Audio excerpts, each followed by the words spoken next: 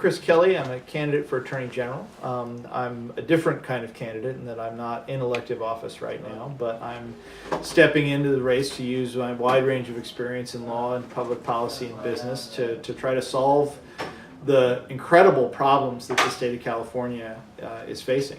Could you talk a little bit about how you got into Facebook, what it was like a little bit at the beginning, and then your experience of watching the company grow and working with Mark Zuckerberg, CEO, much younger than you, and what that was like?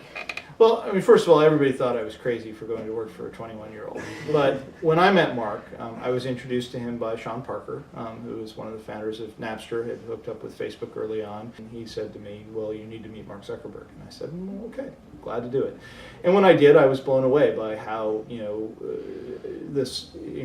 had an incredibly mature vision of the future and where it was going to be and the importance of representing yourself authentically online, and how to do that in a way that respected people's choices about privacy and control, and that they were in different social networks. And so you're talking about authentically representing your presence in the world, and I thought that was an idea that had some serious legs to it. So I signed on as general counsel and chief privacy officer, and to help run corporate development and effectively to do a lot of our outreach to governments. And so started that in September of 2005. The company was about 25 people, about 2.5 million users in U.S. colleges.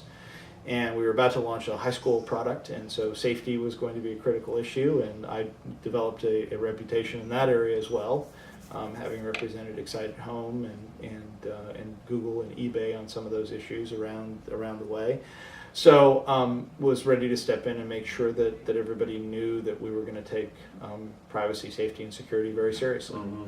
So obviously over the years things expanded. We went from that university based to high schools to businesses to everyone in the world. But always keeping the idea that you had to have an authentic representation. It's still a violation of the terms of service to use a fake name, to misrepresent yourself. And having those rules and having them enforced is a very important part of building a safer online community.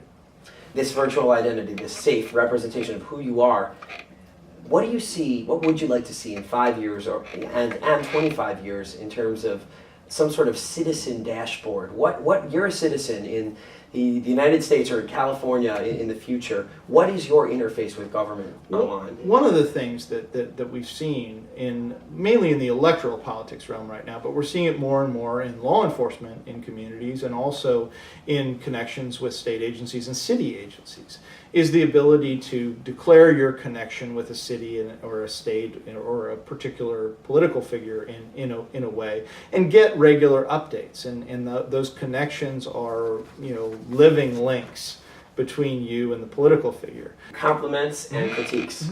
President Barack Obama. So I think that President Obama has done a fantastic job in many ways, and that he's navigated some difficult political shoals. I also think he's made some mistakes as well along the way, and I think it's unfortunate, for instance, that he supported the idea of offshore oil drilling, and the consequences of that are becoming clearer and clearer in the Gulf every day. Chris Kelly, Thanks. best of luck.